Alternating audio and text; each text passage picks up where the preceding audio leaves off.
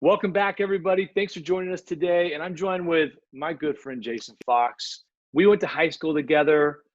I was kind of the better athlete, but we didn't talk about it much. He ended up going to D1, drafted by the Lions, played for the Dolphins, amazing career. And then now he's transformed to the entrepreneurship world, which is what we're going to dive into today.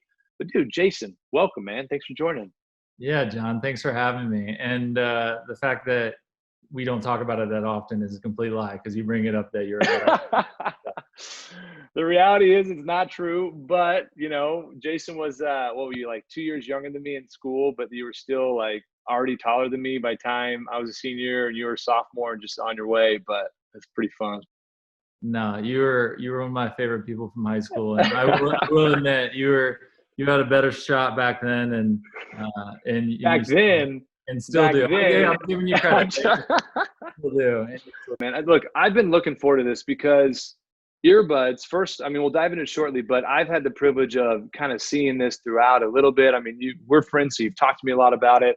I am advising it right now, and there's a huge, amazing board of advisors that are helping out with it. But dude, tell us about this. The main thing I'm excited about is that people transition careers all the time.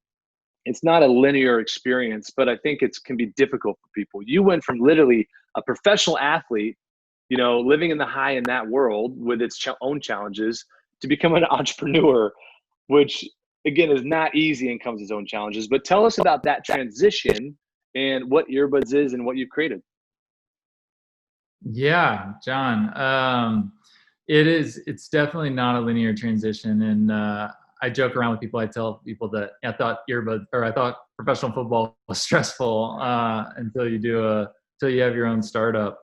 But it was something I was passionate about, and I shared that with you shortly after wrapping up my NFL career, and I wanted to make this a reality. And obviously, did my research into what that would take, but no way you can see all the potential roadblocks and potential pitfalls and the adversity moments that you're going to have to encounter along the way, which is not unique to me and not unique to Earbuds. That's part of every entrepreneur's founder's experience. And when you do this, you notice that you make friends with other founders because you can share the highest of highs and the lowest of lows sometimes. And but yeah, it's been an amazing experience. We've been doing this for over 2 years now. We have a product in market. It's getting better every day. We're gaining users every day. Have some really cool things rolling. And so it's just been an amazing experience so far. Dude, so tell us about what Earbuds is, like how you got the idea and then how you got it into motion, just so people understand what the actual product is.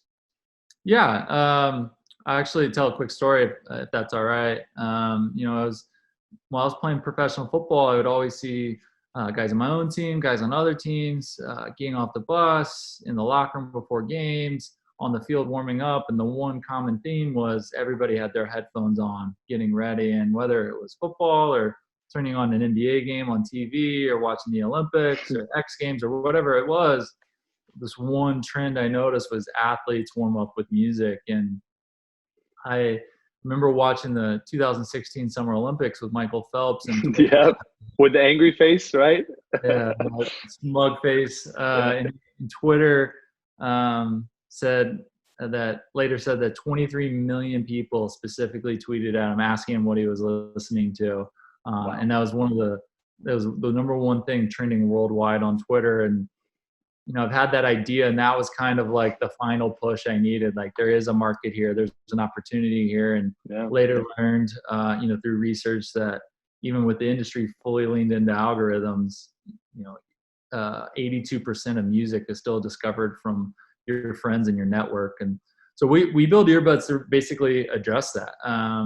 What earbuds is we, connect people through music by allowing you in the headphones of your favorite people. We partnered with Spotify, Apple Music, and now Pandora to allow users to broadcast their music and people to listen in no matter what streaming service they use. So you can share that moment in addition to sharing music. And then once you're interacting, you can collaborate, you can save songs. And one of the coolest things is we just added voice. So now hosts can even talk over their streams. And even more intimate listening experience and connective experience around music. Yeah. Dude, that's amazing. So one thing I think a huge takeaway for people just think about is that you saw something that you're passionate about. You saw basically something you wanted to create, and then you figure out how to go create that, and also did product market fit to figure out if there was a market for that.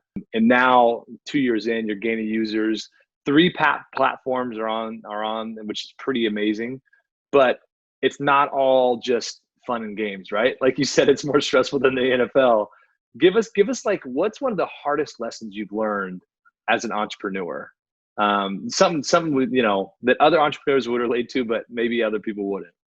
Yeah, it's I mean there's probably a bunch I could pick from, and this isn't unique to earbuds, like I said, but a challenge that was unique is that the music industry is resists change. I would say more than other industries, and getting Spotify and Apple Music on board was a challenge.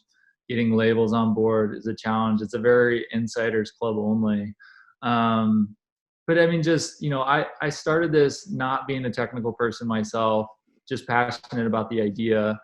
Going everything from learning the music industry, which was a big feat in of itself, and then also learn how to hire and manage a team, and work with engineers that think totally different than you or I might think, and just how much time is involved in all these other things. But I don't know, like, and then going into a world of fundraising and marketing. I mean, when you're an entrepreneur, you don't have, or when I say when you're a founder of a small company, you don't have every division that you just hand things off to. At the beginning days, you're doing everything, and this was a skill set or skill sets that not all of them I was either very good at or I'm familiar with, and so it's been an awesome learning experience. But in those learning experiences, there definitely are challenges when you think you're going to have funding and it doesn't come in, or you think you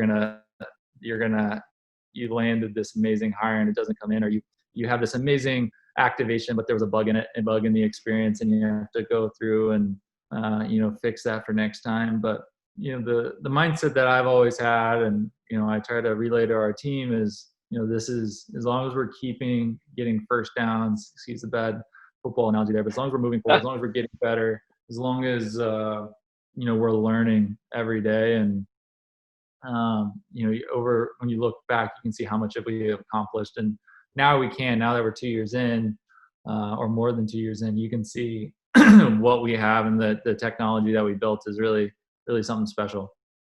Yeah. No, I mean, the football analogy, though you might thought it was corny, I actually thought it works out really well, because you're pulling from your past experience, right? And you're knowing what you know and then applying that to the business world, which, I mean, that makes perfect sense. In a company, most people look at the touchdown. They look at the long Hail Mary and touchdown and think that's the whole process, when it's not. I mean, I'm not a big football guy, so correct me if I'm wrong, but like, football is a game of inches, right? That's what I hear, where it's all about how do you move things forward, right? Am I wrong on this? No, you're spot on. You're spot on with that. And then even additionally is, like I said, I didn't know a ton about code, or I didn't know a ton about how to market a consumer-facing product. I didn't know much about hiring or managing a team, but football does teach you a lot. It teaches you how to handle adversity. It teaches you how to get everybody on the same team, rowing in the same direction, fighting for a single cause. It teaches you how to work with others, which is a lot of times you come from very different and unique backgrounds. And so, I mean, it teaches you so much that you can take what you've learned in the past with athletics and apply that in the business world. And a lot of the athletes that I've known, and being able to take what they've learned and apply it, they've had, a lot of success, after their playing days are over. Yeah. No, I love it, man. I love it. And tell me this, what's like, if I was going to start a tech company right now, if I had a product and idea and I wanted to run with it, what's like your advice of like the first two things you want to do before you get started, or as you're getting started? Yeah. That's a great question. And there's probably I thought I did a lot of market research and validating the idea and everything else. But I would double down on that, and I would encourage everyone else, because most entrepreneurs, when they have an idea, and this was me, they don't want to tell anybody because they think they're the smartest person in the world. And no one else has thought of this, and the second you tell somebody, they're going to rip you off. And it's the exact opposite is true. There's a joke with how you can spot a good entrepreneur versus a bad one. Is the bad one has tight lips, and the good one would be like, this is what I want to do. And they will tell anybody and everybody that will listen to them and say, would you use this? Would you use this? And then how you can really find that out is, hey, would you pay for this? And then, okay, if yes, like, what would this look like and everything else? Like the very experienced entrepreneurs that have done it a few times, they will have contracts sold, inked up contracts about whatever their service or good is before they've even done any work, because they've went out and validated it and said, like, hey, like, I know the market wants this. They're willing to pay for it before I even have it. And that's not always possible. And I'm not sure if that would have been possible for earbuds either, but like, to really go out and validate, because you're going to learn things along the way. You're going to learn what's not technically possible. You're going to learn what, in our case, we're bound by certain constraints within the music industry. We want to make sure we're fully legal and compliant with all of the DSP's needs, which is Spotify, Apple Music, etc. That we're fully compliant with the labels and everything else, and to really just go validate at any touch point that you're using, and even more than validate, have them challenge it, have them push back, have them create. It's not going to be your final product, but a closer version of your final product, as a starting point. And then instead of learning all those hard lessons along the way, which I think a lot of first-time founders go through. That's amazing advice. I love that. Okay, so one rapid fire question. Favorite books. Give me like 2-3 favorite books for an entrepreneur. I know you read a lot, so it's hard for you to narrow it down. Yeah. For an entrepreneur, probably one of my favorite books is 0 to 1 by Peter Thiel. That's a great one. The book Traction by Gino Wickman. That's another great one. Sell More Faster. I'll give my boy Amos a shout out. I don't know how to say Amos's last name, but so I won't attempt, but Sell More Faster is a great book. Those are probably my top 3. I love it. I love it. So tell me this, and wrapping up, kind of, where do you see, COVID, everything? We've had some wild weeks and wild disruption to industries as a whole. Where do you see earbuds fit within that disruption? Yeah. I think that's a great question. When COVID first hit, we saw a very natural spike in usage, because while everybody was at home, everybody was social distancing, people were craving that social connection, as you saw with Zoom and all these other video platforms take off. And while music listening as a whole was down, earbuds saw the exact inverse. Our usage was way up. And because people were craving connection, and music is one of the ways people can do that. Hopefully, and we've learned a lot through this process, whether it's virtual workout classes or virtual dance parties or virtual birthday parties. I mean, there's 100 other use cases, and we've learned how we can take what we learned from those and leverage the top few of them into a repeatable experience that we can use even after COVID. Because even though I don't think